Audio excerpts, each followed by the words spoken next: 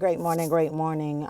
This morning, I just want to encourage you by talking to you the difference between purpose and ambition. And when I talk about ambition, I'm not talking about the drive that comes behind ambition, but a lot of times, ambition will have you in a place of only focusing on what you need to accomplish for you, versus purpose have you focusing on the reason why God created you and what you need to do, not only that it accomplishes as far as what you're going to prosper in your life, but what you'll also help for others to prosper in their lives. And not just only help for them as far as prosper in their lives, but for them to discover their purpose as well. And so now this is coming from somebody. Let me just share with you that for years I was such a hustler. I was such a go-getter, a single mom with three daughters, and I was always on the grind, working overtime, whatever I needed to do until I came into a place where I was battling with depression and I wanted to check out on life. That I said, God, I need for you to make yourself real to me. I need to know that there's a reason for me being here. So there was something more within me that said, it's past hustling, having a house, having money, and, going on true. There was something more inside of me that it was just like, there is more, and it's meant for you to discover that more.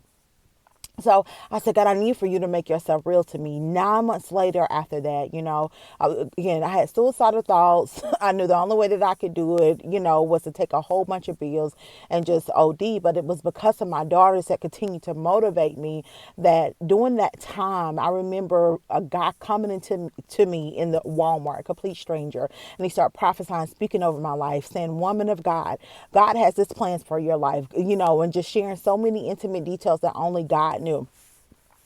After that 9 months, when I said 9 months later, when I said, God, I need for you to make yourself real to me, my daughters, my ex-boyfriend who was driving at the time, when I normally would have been driving, were in a traumatic car accident. He was thrown outside the vehicle, broke his jaw, broke his ribs. He had to learn how to walk all over again. So did my two oldest daughters.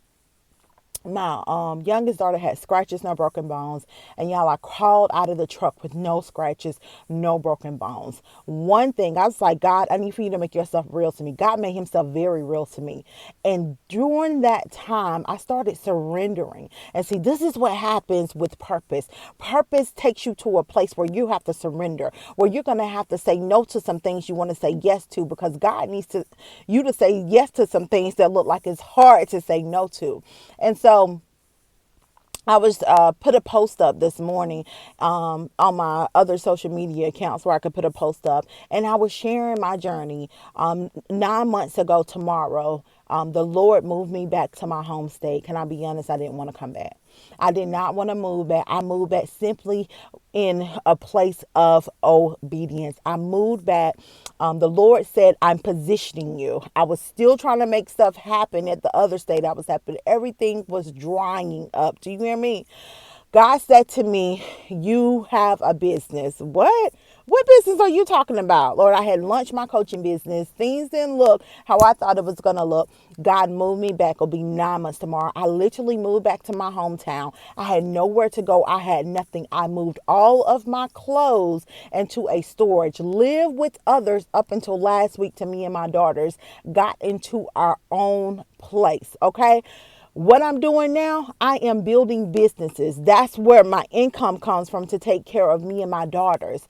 Why am I sharing this with you? Because you have to understand that when you are operating in a place of purpose, it's going to take obedience. It's going to take where you're going to have to say yes to some things that you want to say no to, because it's so much greater than you. When Jesus got on the cross, when he said, Father, if this cup shall pass me by, let it be so, not my will, let your will be done.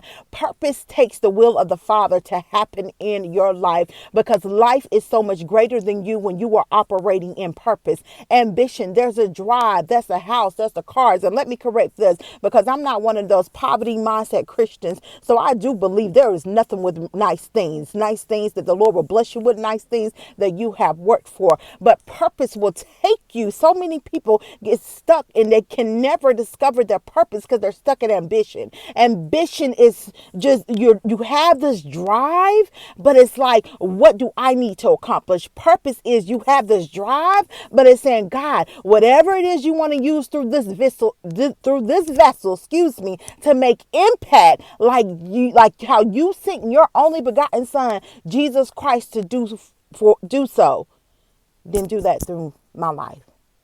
That's purpose. So if you're watching this, I just want you to be encouraged. And I want you to know that if you cry out to God and say, I need for you to make yourself real to me. I need to know if I have a purpose, because I didn't think I had a purpose. Everything looks so dark. But I thank God for the light. I thank God for the light 8 years later, after that traumatic car accident. This month will be 8 years on the 23rd. I hope this encouraged you. Just know that whatever you went through, I encourage you to change your mindset. Allow your mindset, everything that looks like it was adversity that was supposed to take you out, that you change your mindset and you say, you know what? This is just a sign. This is just a sign, all of this adversity. Now I'm going to allow it to be my motivation to push me into destiny, to the very thing I was destined for the very thing that my Heavenly Father created me for. You guys have an amazing day on purpose.